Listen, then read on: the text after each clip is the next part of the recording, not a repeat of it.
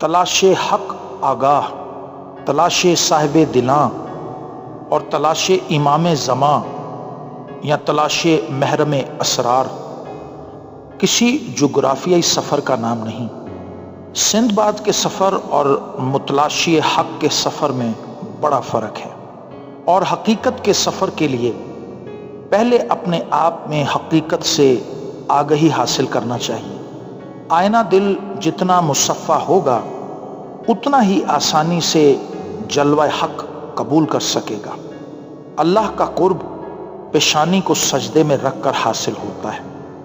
سجدہ یہاں ہے، تعلق وہاں، درود شریف یہاں ہے، منظوری وہاں۔ حاصل یہ کہ پہلے اپنی ہی اصلاح ہے، خود کو اس قابل بنانا کہ جلوے کا مفہوم سمجھ آ سکے۔